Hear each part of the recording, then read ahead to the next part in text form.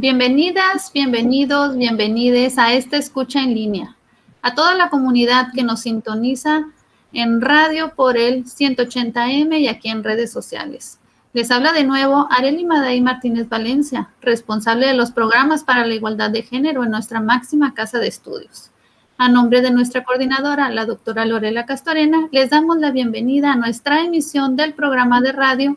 Escritura Violeta, que desde la Coordinación para la Igualdad de Género y Cooperación hemos preparado para ustedes. Este programa estará dirigido de la mano de la doctora Miriam Bautista. Un gusto trabajar juntas. ¿Cómo estás, Miriam? Bien, gracias. Adelante. Ella es gran colega de Ciencias Sociales y del estudio en los feminismos. Muchas gracias. En esta ocasión esperamos sea un gozo para ustedes como para nosotras estar en la escucha de la doctora Karina Ochoa Muñoz, feminista, académica, activista mexicana, profesora investigadora de la Universidad Autónoma Metropolitana,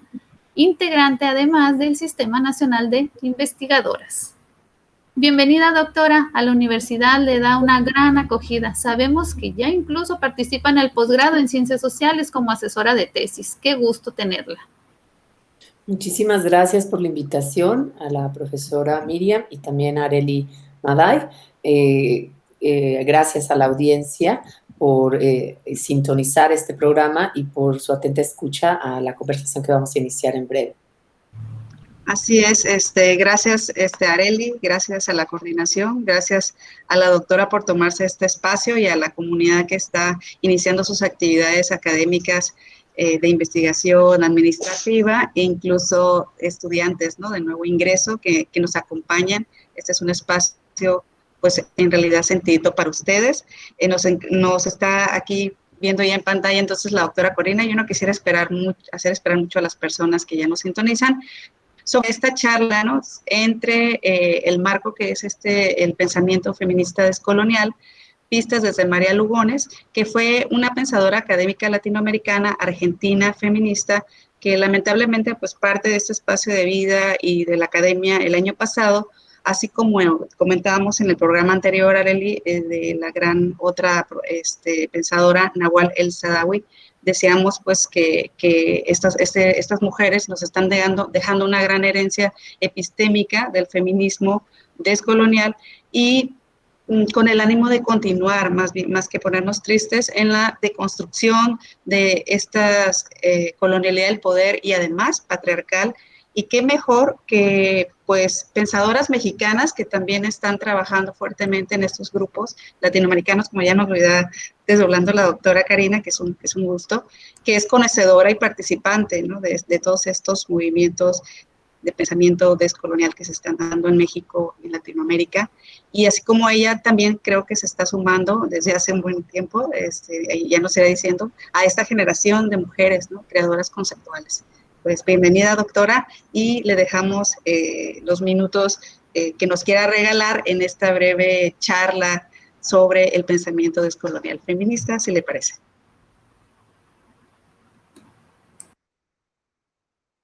Ahorita no se está escuchando ya ve que hace rato también empezamos y había un problemita. Sí, bueno, pues sin duda esta conversación tiene como pretensión, para quienes apenas incursionan en el debate de los feminismos descoloniales, pues lanzar algunas pinceladas, algunos elementos para entender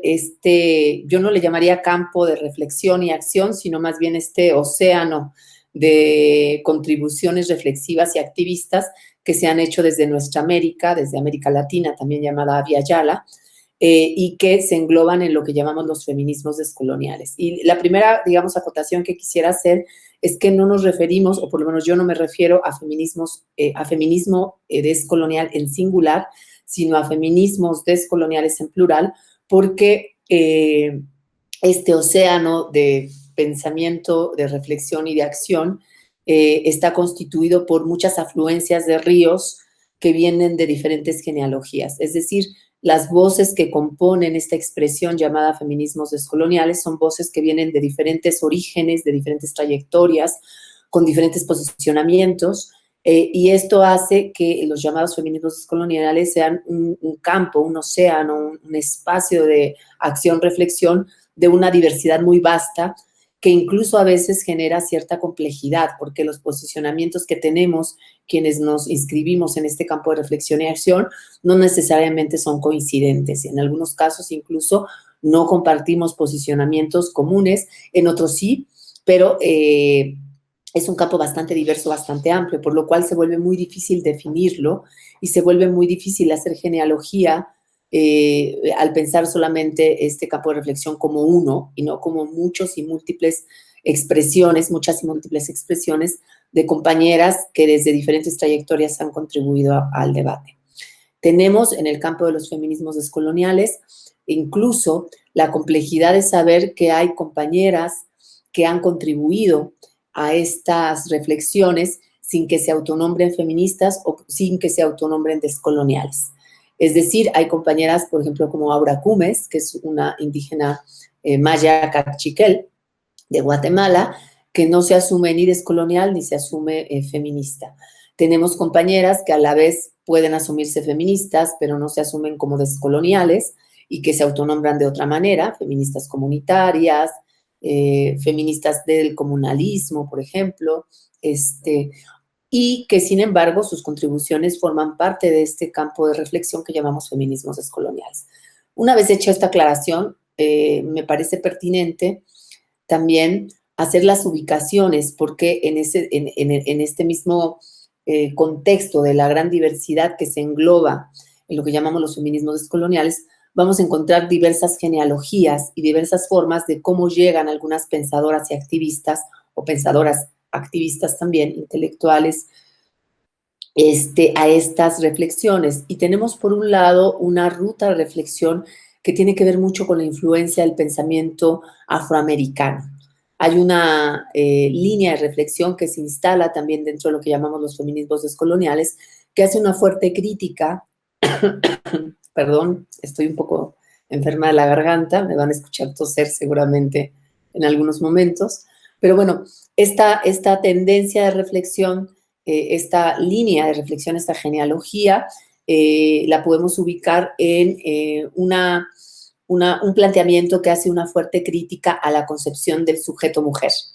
La idea, por ejemplo, de que el concepto de mujer, y que es traído de las afroamericanas,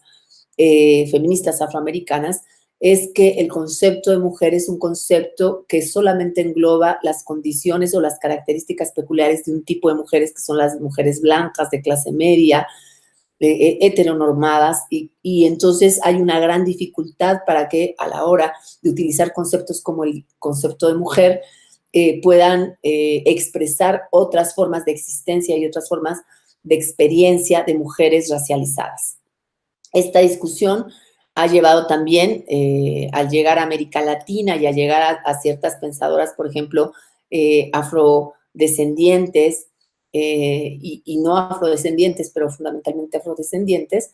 empieza también a plantear el problema de cómo dentro de los feminismos blancos hay una lógica eurocentrada y hay una lógica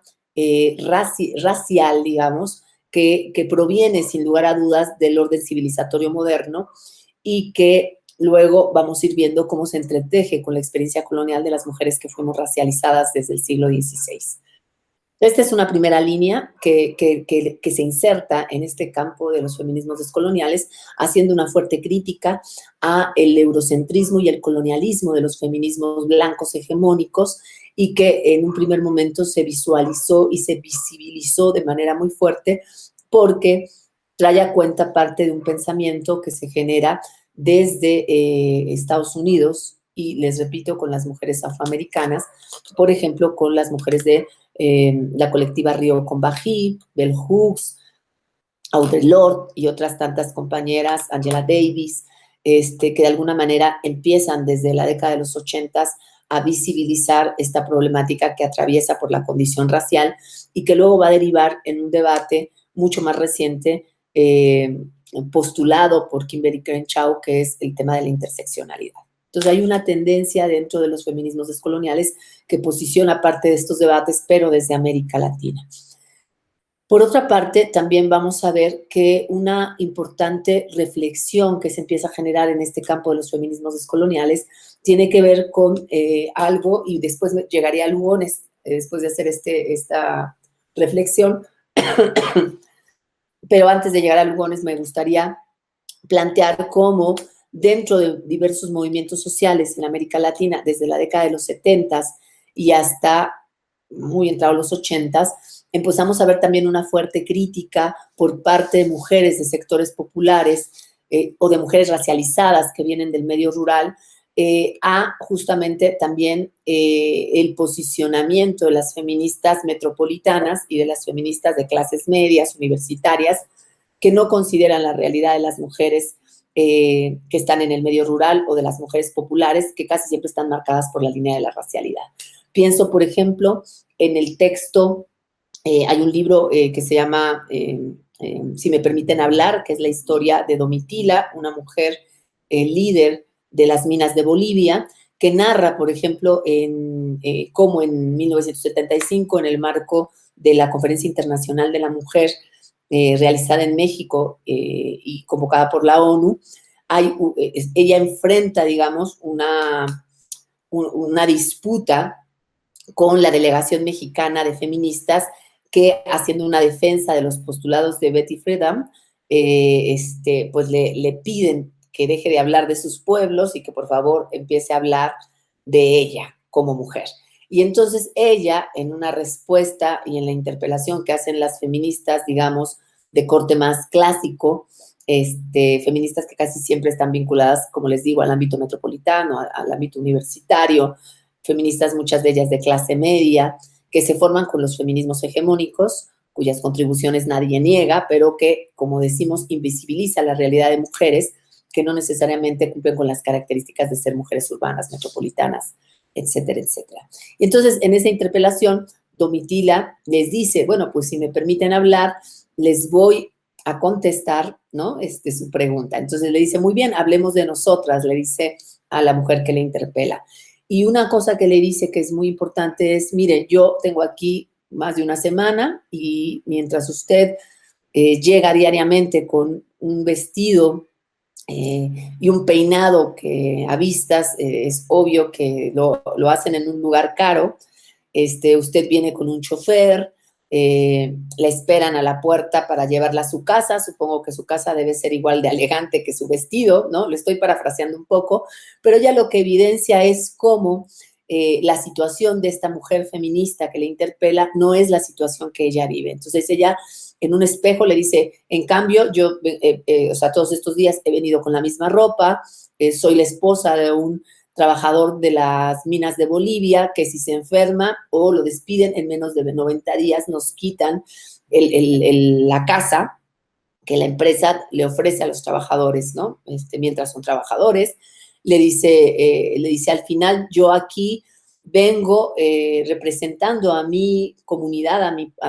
comunidad de mineros, digamos, y le dice, después de ver todas estas diferencias entre usted y yo, dígame qué podemos hablar usted y yo como mujeres si somos tan diferentes. Esta historia, que no está teorizada, pero que está postulada ya desde 1975 en esta narrativa que no hubiéramos podido conocer si una investigadora no hubiera recuperado la historia oral de una mujer indígena, trabajadora de las islas, de las minas de Bolivia, y que, por supuesto, hubiera pasado de largo si no hubiera sido registrada en algo que desde la ciencia le da validez, que es un libro. Pero bueno, esto hago énfasis en esto porque quiero mencionar otra cosa después. En este registro oral del que habla Domitila, queda evidenciado algo que en el debate de los feminismos descoloniales va a ser muy evidente, que es que el tema de ser mujeres no nos iguala. Es decir, la condición de ser mujer pasa por otros marcajes que hacen que las mujeres blancas no vivan lo mismo que las mujeres negras, que las mujeres indígenas o que mujeres racializadas empobrecidas. Esto que plantea desde 1975 Domitila en una conversación que no es teoría, porque fue una conversación en un espacio político que generó toda una disputa respecto a los posicionamientos de las feministas, digamos, hegemónicas y mujeres como Domitila, es lo que después se expresaría en la década de los 80s y los 90s, y particularmente en los 90s con el concepto de interseccionalidad. ¿Qué es lo que quiero decir? Que muchos de los debates teóricos que nos llegan de los nortes globales han sido o han estado presentes en las realidades de las mujeres latinoamericanas, aunque no necesariamente han sido teorizados. Por eso hacía énfasis en cómo el discurso de Domitila nos llega a través de un proceso de recuperación de una historia oral.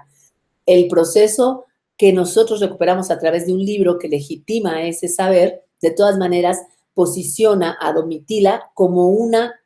informante y no, por ejemplo, como una productora de pensamiento, ¿no? Y eso también evidencia cómo, en términos epistémicos, la realidad de las mujeres racializadas también pasa por el no reconocimiento de la producción de conocimiento que se genera desde el espacio de la lucha, de la resistencia, de la movilización social, de la comunidad, del barrio. Entonces, esto es también algo que se visibiliza dentro de los feminismos descoloniales al evidenciar que nuestra condición de ser mujer, que está cruzada por diferentes marcajes, que son los marcajes de raza, de clase, por la heteronormatividad obligatoria, por la condición etaria y un sinfín de marcajes que nos cruzan, no pueden ser dejados de lado a la hora de que hablamos de las condiciones que vivimos las mujeres de los sures globales. Y eso se contrapone profundamente con una teoría que sin duda ha dado aportes importantes para entender los procesos de dominación de las mujeres, pero que es una teoría que al final tiene un sesgo profundamente eurocentrado y profundamente colonial. ¿Por qué colonial? Porque estos marcajes que nos atraviesan a las mujeres que vivimos en las periferias globales o que vivimos en el tercer mundo están construidos a la luz de una experiencia primigenia, una experiencia inicial, que es la experiencia de conquista y colonización de nuestros territorios. Y en ese sentido, los feminismos descoloniales logran, digamos, engancharse con algunos de los aportes del giro descolonial en el sentido de reconocer que el siglo XVI es ese parteaguas que va generando o marcando nuevos patrones de dominación que no solamente, como dirían algunos autores del giro descolonial, va a impactar sobre las poblaciones que fuimos colonizadas en términos de la reorganización jerárquica y social de las propias sociedades conquistadas, es decir, nosotros a partir del proceso de conquista y colonización fuimos organizados en castas, ¿no? A partir de la línea racial, ¿no? Se desestructuraron esos órdenes civilizaciones previos y con la llegada de los españoles, y bueno, que en ese entonces no eran españoles, decimos españoles para facilitar la conversación, pero en ese momento no existía España, era en el reino de Castilla y Aragón, y también el de Portugal, que habían llegado y que desestructuraron toda la forma de organización política, económica, artística, lingüística que tenían las civilizaciones antes de la introducción española y que impusieron una nueva forma de organización no solamente social, sino económica, política, etcétera, sobre las poblaciones que fueron colonizadas, que tuvo como cualidad estos marcajes de raza y de género también, y aquí entra un poco el aporte de María Lugones, al cual voy a saltar de manera posterior, que configuran patrones de dominación que van a tener una continuidad, un continuum a lo largo del tiempo. Incluso muchos de esos patrones son hoy vigentes y nos ayudan a entender muchos de los fenómenos sociales que vivimos en la actualidad. Ejemplos para hablar de esos patrones de dominación, pues es el que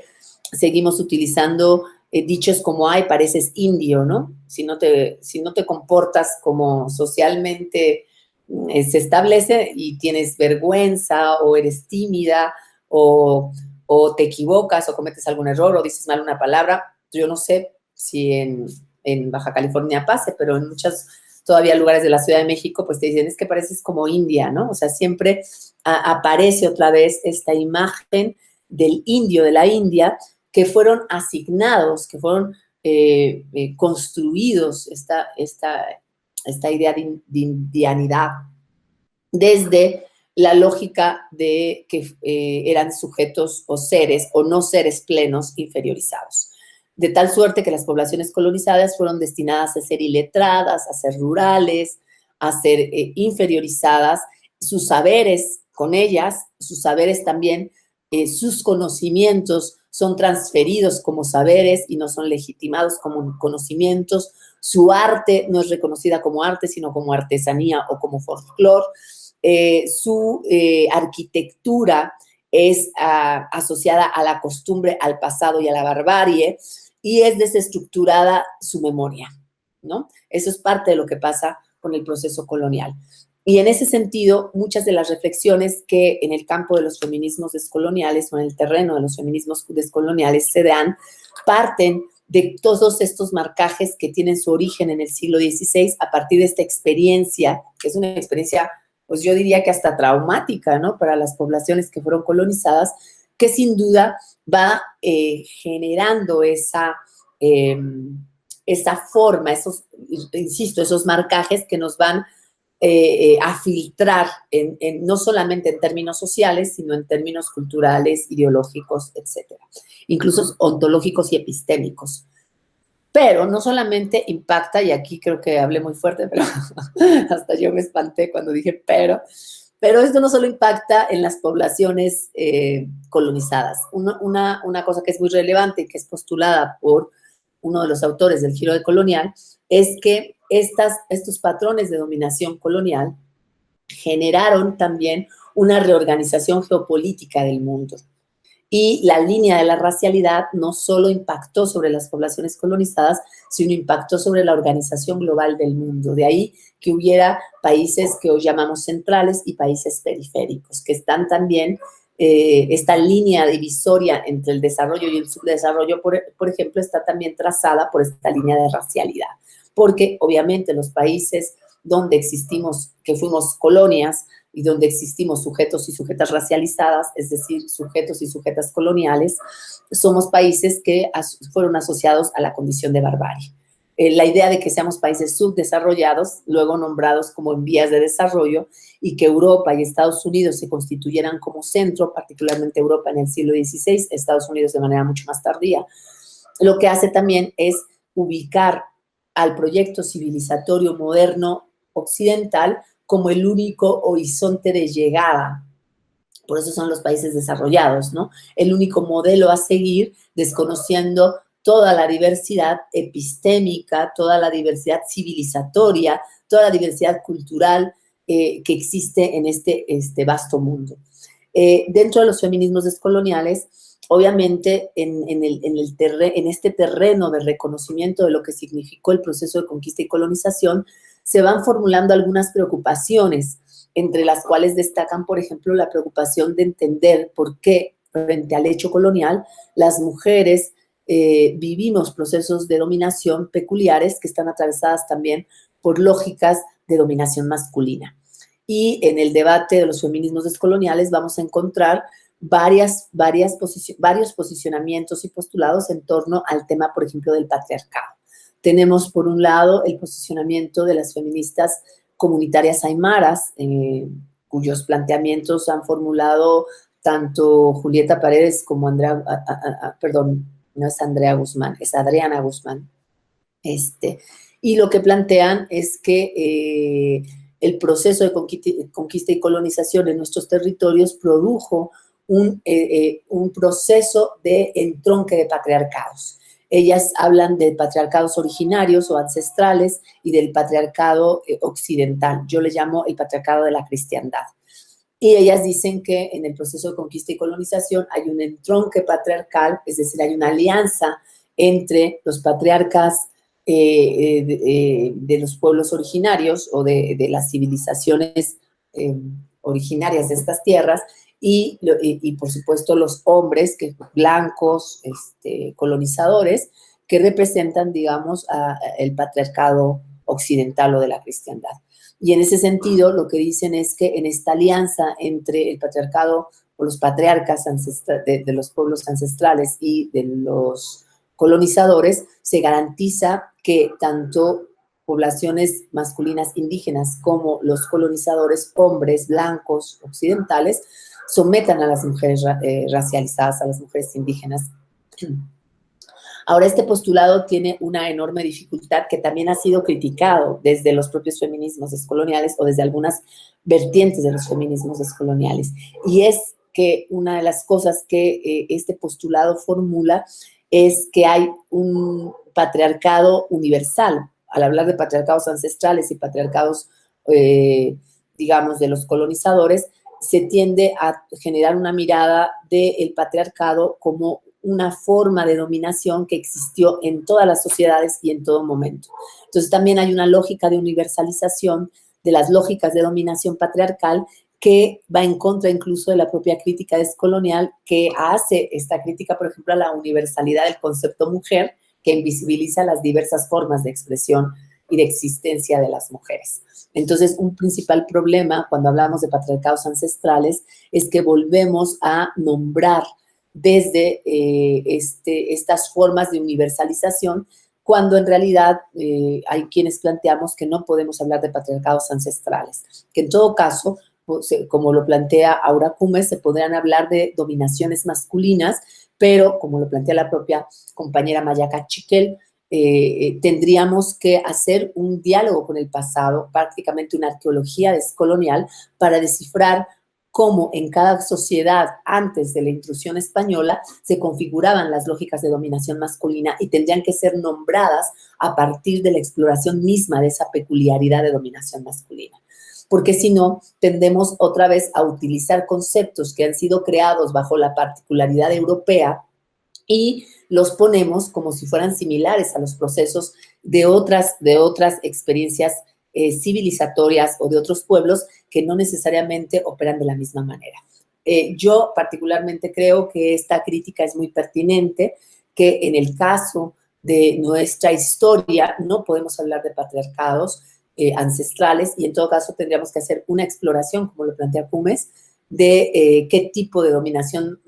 masculina existía en las sociedades incaicas o andinas, en las sociedades mayas, en las sociedades mexicas y en muchas otras sociedades y culturas, hoy les llamamos culturas, pero eran civilizaciones que existían en estos territorios. Y en ese debate encontramos también los postulados de Rita Segato, a los cuales se le aplicaría la misma crítica, porque Rita Segato habla de patriarcados de alta intensidad, como el caso del patriarcado occidental de la cristiandad, y patriarcados de baja intensidad, que sería el caso de los patriarcados ancestrales, que les llama de baja intensidad porque son patriarcados desde su perspectiva que no tienen el mismo impacto que los de alta intensidad. Yo creo que eso tampoco nos ayuda a resolver la crítica previamente señalada y nos mete nuevamente en la idea de pensar la existencia de una forma de dominación masculina que ha sido universal y transhistórica, o sea, que ha existido en todos los tiempos. Pero, por otra parte, tenemos otro tipo de postulados y aquí entra el de María Lugones, porque María Lugones, que además es una mujer de origen argentino, que ella se migra de Argentina a Estados Unidos, en Estados Unidos estudia hasta convertirse en profesora universitaria, y ella siendo activista del movimiento de mujeres de color en Estados Unidos, tiene un diálogo permanente pues, con mujeres chicanas y con mujeres del llamado del debate sobre las mujeres del tercer mundo. Pero vale decir también que María Lugones desconoce bastante la experiencia de debate, de acción, de lucha, de resistencia de los feminismos en Abya Yala. Y cuando digo Abya Yala me refiero al nombramiento que los indígenas cunas daban a esta región continental, hoy conocida como América Latina. María Lugones, en sus primeros postulados que la van a posicionar dentro del pensamiento descolonial, porque María Lugones se adscribe en algún momento a lo que se conoce el grupo Modernidad-Colonialidad, que es este primer grupo que después va a llamarse el Giro Descolonial, lo que producen. Es este primer grupo de intelectuales, muchos de los cuales son compañeros varones. Está también Zulma Palermo, que es argentina, o Catherine Walsh, que de manera posterior se incorpora también, que ella es norteamericana, pero que trabaja en Ecuador. Pero vamos a tener sobre todo a pensadores intelectuales varones muchos de los cuales, una gran mayoría, están en universidades norteamericanas, aunque su origen es latinoamericano. Otros más estudiaron algunos en algunas universidades norteamericanas, pero están en espacios académicos o en espacios reflexivos de América Latina. Es el caso de Santiago Castro Gómez, bueno, él estudia fuera de Colombia, pero es profesor de una universidad en Colombia. Y bueno, otros escasos casos como el de Enrique Dussel, que siendo argentino nacionalizado mexicano, pues es profesor de la UAM Iztapalapa y imparte cursos en la UNAM, y que no están en Estados Unidos, aunque, por supuesto, tienen una presencia importante también en términos de sus diálogos y discusiones en algunas universidades fuera de este país, por ejemplo, ¿no? Pero lo que quiero decir es que María Lugones empieza a generar una reflexión en torno a este grupo, aunque les digo, el desconocimiento de María Lugones sobre las aportaciones de los feminismos latinoamericanos es más que obvia. Eso no le resta importancia a su pensamiento, pero sí es importante decirlo porque dentro de América Latina, como yo les decía, existen muchas, digamos, expresiones del debate que luego van a tener ya confluencia en el debate descolonial. María Lugones empieza su discusión a raíz de una crítica al planteamiento postulado por Aníbal Quijano, que es un sociólogo peruano, que es el primero que plantea la idea justamente de la configuración de los patrones de dominación colonial que crean, como les explicaba hace rato, estas lógicas de dominación sobre las poblaciones colonizadas, pero también que organiza geopolíticamente el sistema mundo moderno colonial. Y él reconoce que la línea de lo racial, o sea, que la dimensión de la raza es básica en la configuración de esos patrones de dominación que va a llamar colonialidad del poder. Este concepto es clave dentro del debate descolonial y, a su vez, Aníbal Quijano reconoce que la división internacional del trabajo está marcada por esta colonialidad que está trazada por la jerarquización de raza, de clase y de género. O sea, este autor de origen peruano, sociólogo, es capaz de entender, que viene además cepalino, que viene de todo el pensamiento de la CEPAL, pero que, como ha demostrado Ramón Grossfogel, en su diálogo con estudiantes marxistas negros, bueno, estudiantes negros que le muestran el marxismo negro, él logra dar un giro justamente a algunos de los planteamientos latinoamericanos que él acoge y que hace esta primera formulación que ya va a ser muy, muy ubicada dentro de lo que llamamos el giro descolonial, ¿no? Y entonces María Lugones hace una crítica al planteamiento de Aníbal Quijano respecto a la categoría de género que Aníbal Quijano utiliza. Y la principal crítica que le hace María Lugones es que la perspectiva de Quijano sigue pensando en el género desde una perspectiva muy biologicista. Cuando, evidentemente, desde los feminismos, tanto en Estados Unidos como en América Latina, esta mirada ya había sido sobrepasada.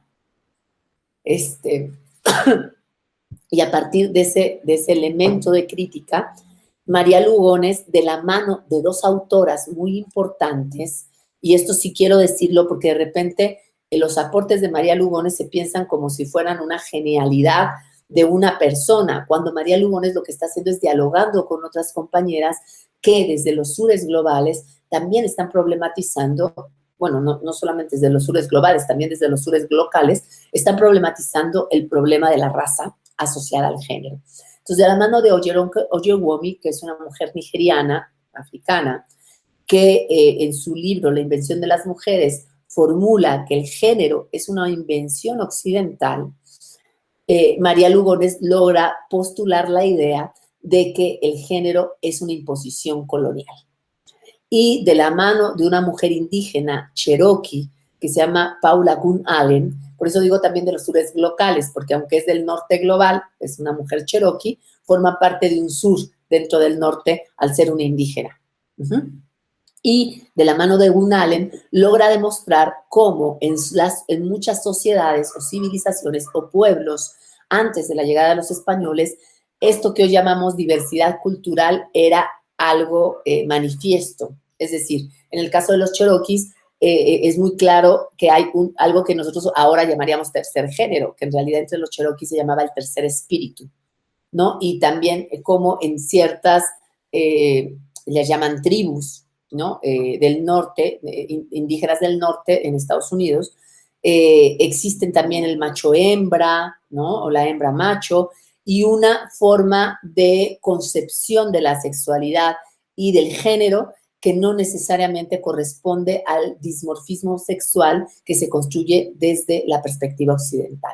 En ese sentido, María Lugones lo que dice es, el proceso colonial no solamente impone el elemento racial como elemento de configuración o de reconfiguración del otro y de la otra India, sino que además impone el género desde una perspectiva de dimorfismo sexual que rompe con las formas de entendimiento del género y de las relaciones de género en las sociedades o en las civilizaciones o en los pueblos existentes antes de la intrusión española o antes de la conquista española y de la conquista también por parte de los británicos hacia las poblaciones del norte en Estados Unidos y Canadá. Entonces, María Lugones hace una aportación importante dentro de este grupo, Modernidad, Colonialidad, y dentro de lo que se llamaría el giro descolonial. Sin embargo, lo planteado por María Lugones no es algo que exclusivamente formula María Lugones. María Lugones tiene la enorme virtud de haber articulado parte de algo que ya flotaba en la reflexión feminista de mujeres como Gunn Allen y como Oyeronka Ojewomi, ¿no? Y es muy relevante porque además se inscribe dentro del campo de reflexión descolonial que había sido, digamos, de alguna manera un campo de reflexión donde no se estaba discutiendo desde una perspectiva feminista el problema colonial. Entonces, hay un aporte importante de María Lugones, pero yo sí quiero decir, porque me parece que la mejor forma de hacerle homenaje es decir que no ha sido la única y que además no llega sola a ese espacio, llega acompañada de muchas voces y de muchas reflexiones que tanto en África como con las indígenas del norte de Estados Unidos, y yo creo que de manera posterior, cuando empieza a hacer su diálogo con feministas latinoamericanas, también desde los aportes de los feminismos latinoamericanos, María Lugones logra hacer un entretejido que se vuelve muy relevante, pero no podría ser pensado sin todo ese bagaje que también ha existido desde mucho tiempo atrás a través de diferentes voces y de diferentes expresiones feministas de las periferias o de las mujeres de tercer mundo. En ese sentido, creo que es pertinente que pensemos el campo de los feminismos descoloniales, sí desde las contribuciones de María Lugones, pero también desde las contribuciones de muchas otras compañeras que han sido parte de este proceso. Y en aras de no extenderme demasiado, porque no sé cómo estamos en tiempo, quiero mencionar simplemente algunas de estas, autoras, algunas de estas artistas, algunas de estas intelectuales, pero también activistas feministas latinoamericanas que en las últimas décadas lograron capturar debates relevantes que giran en torno al problema colonial, al problema de género y de raza. Sin duda, sus contribuciones quedan en una argumentación que ha sido capaz de expresar los múltiples mecanismos de subordinación que cruzan a hombres y mujeres que habitamos el llamado tercer mundo y que, bueno, cuya, digamos, característica de ese tercer mundo es que somos países excolonizados, y que además han generado también estas voces feministas, estas voces descoloniales alternativas desde las realidades que vivimos hombres y mujeres, en el caso de América Latina, pues de nuestra propia región. Algunas feministas y activistas van más allá incluso de la reflexión teórica y abren campos de acción que logran capturar de manera súper potente el problema de la dominación femenina. Y entre esas voces encontramos, por ejemplo, a Aura Cumes, cachiquil de Guatemala, a María Patricia Pérez Moreno, indígena celtal, mexicana, maya celtal, Josefa Sánchez Contreras, indígena zoque de Oaxaca, Yasnaya Elena Gil, indígena mije de Oaxaca, José María Cian, que también es indígena guatemalteca, o las feministas comunitarias Adriana Guzmán de Bolivia, Lorena Capnal de Guatemala, las integrantes de la Red de Feminismos Descoloniales de México, como Silvia Marcos, Mariana Favela, Aida Hernández Castillo, Verónica López Nájera, Márgara Millán, Mariana Mora y Mesli Joali Rodríguez, o, por ejemplo, las feministas afrodescendientes como Alejandra Londoño y Rosiamira Martínez de Colombia, Ángela Figueiredo de Brasil, Oche Curiel de Dominicana, o académicas descoloniales como la hondureña Breni Mendoza, Sofía Zaragozín del Ecuador, María Teresa Garzón de Colombia, la chilena Andrea Álvarez Díaz, la argentina María Lugones y Rita Segato, así como las integrantes de la Red de Feminismos, Cultura y Poder, Diálogos desde el Sur, articulación que conecta a feministas, académicas, activistas descoloniales, postcoloniales y de los estudios culturales críticos. Desde el arte y el performance encontramos, por ejemplo, a la chilena Julia Antivilo, a Doris Di Farnesio, neoyorquina de origen colombiana, entre muchas otras colegas, compañeras que han contribuido a esta reflexión, a este campo, a este océano llamado campo de los feminismos descoloniales, y la lista sería mucho más larga si se lograra nombrar a todas y cada una de las compañeras que desde sus trincheras han aportado al debate descolonizador y anticolonial en nuestra región, por lo que, por supuesto, resulta ingrato hacer este listado, porque, pues, obviamente solo estoy mencionando a algunas de las compañeras que han hecho estas contribuciones, perdiendo, pues, de vista muchas otras que han participado de manera puntual y activa en estas reflexiones, pero la idea era simplemente dar algunas pistas para quienes se inician en los feminismos descoloniales latinoamericanos y que puedan encontrar un hilo en la compleja madeja del debate descolonial. Ahí lo dejaría. Yo he hecho contribuciones que tienen que ver con un proceso muy particular sobre la feminización de lo indio y no voy a abordarlo porque espero que en otra ocasión me inviten para presentar mis propios aportes dentro de los llamados feminismos descoloniales. Claro que sí. Eso lo pueden encontrar, de hecho, la recomendación final. Entonces, para la literatura, desde esta perspectiva que les dejamos, es Tejiendo de otro modo, feminismo, epistemología y apuestas descoloniales en Apiayala, donde justamente hace un trabajo donde se junta toda esta creación, todo este océano, como dijo la doctora, ¿no? Desde Yurdesque Espinosa, Betty Lozano, María Lugones, Rita Segato, Brendy Mendoza, entre otras que no quisiéramos ahí, como dice la doctora, dejar de denunciar, y donde, pues, precisamente, ¿no? Karina es editora, se lo recomendamos mucho esa obra, pero, pues, gracias, no sé, Arely, ¿qué querías comentar respecto a todo este camino en el que nos llevó Karina? Muchas gracias, doctora Karina, muy enriquecedor su charla. Agradezco mucho que haya partido desde cero prácticamente en el análisis de los feminismos en plural, como usted lo llama, descoloniales. Agradezco también que las alumnas, las estudiantes de licenciatura que están a punto de egresar y que están pensando en construir, pues, sus proyectos de investigación como medios de titulación de tesis, por ejemplo, y también a todas las alumnas de posgrado. Chicos, chicas, acérquense a los feminismos descoloniales. Son bastante complejos, como bien la doctora Karina Ochoa nos comentó. Hay mucho trabajo, muchas lecturas, muchas reflexiones, pero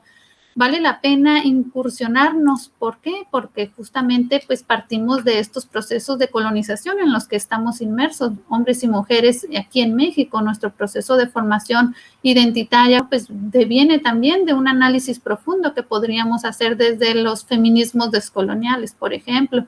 Y justamente en el análisis de las categorías de género, cómo se ha incursionado también a esta binarización de los conceptos y que justamente podemos deconstruir a partir del análisis de los feminismos descoloniales. Yo agradezco mucho a la doctora Karina Ochoa Muñoz,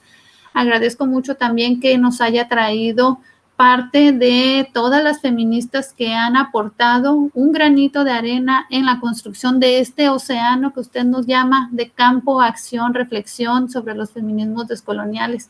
Y pues te doy la palabra también a ti, doctora Miriam, para que puedas comentar algo al respecto y pues seguimos en la charla. Claro, pues estamos en grabación en vivo con buenos ruiditos, así que espero que me soporten para cerrar ya la charla. Creo que la investigadora nos ha dejado muy claro esta introducción, porque es complejo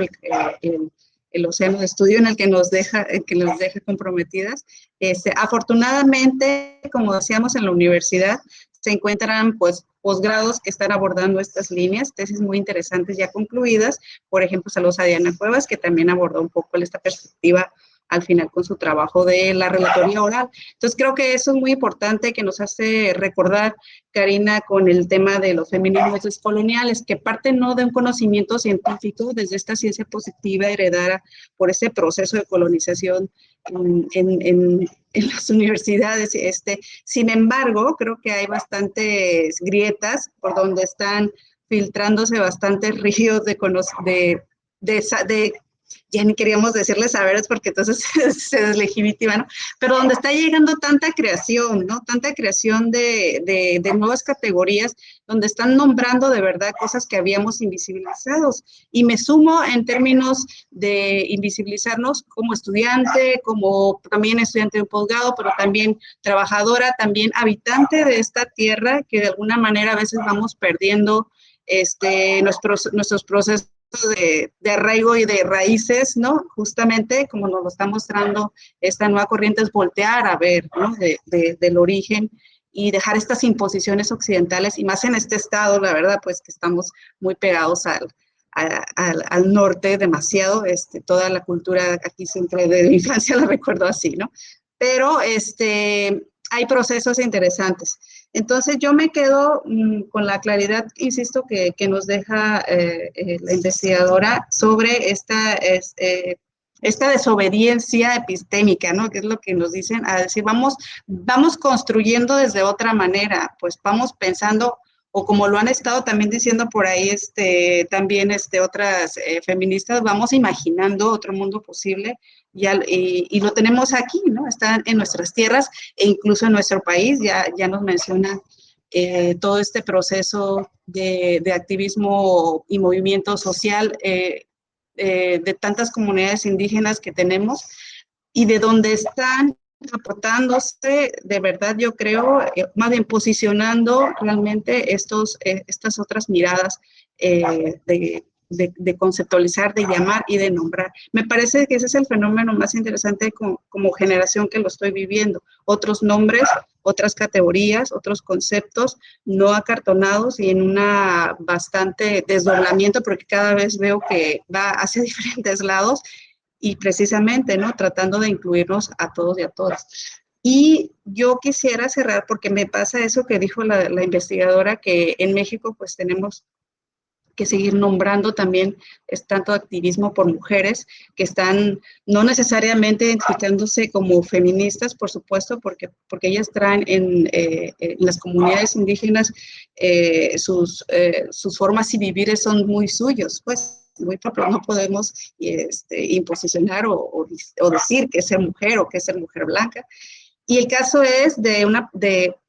sumándonos a estos lamentables homenajes, pero vamos a hacer que no sean tristes, sino de que nos van dejando una herencia de conocimiento de Marta Sánchez Néstor, que es una musga, y fue con la que un poco me topé en el texto donde menciona la investigadora todas estas mujeres indígenas que nos han dejado tanto aporte. Y a mí me gusta eso, y con eso cierro. Dice, al interior, dice, el feminismo, bueno, no sé si era una cita tal cual de propia voz o es una adecuación del texto, pero ella nos nombra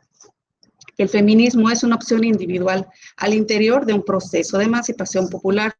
donde las voces de las mujeres construyen discursos políticos, abren la conciencia individual y colectiva. Y me encantó, y justo me estaba tropezando entonces con esta conversación y dije, pues no podía dejar de seguir nombrando, como dice la investigadora, y pues mexicana, oaxaqueña de la Costa Chica de Guerrero. Un saludo también a todas nuestras comunidades. Y pues adelante, yo no quiero ahondar más, en realidad es la doctora la que nos ha dado muy bien la guía y la pauta para seguir acercándonos más abiertos, ¿no? A este conocimiento de los feminismos descoloniales, abiertas sobre todo, ¿no? Sí, yo me sumo al homenaje a Marta Sánchez Néstor. Ella es de origen nahua, pero de corazón amuzgo. A mí me tocó trabajar con ella varios años en la Costa Montaña y en la Costa Chica de Guerrero, con el Consejo de la Nación Amuzga, una luchadora social incansable, impulsó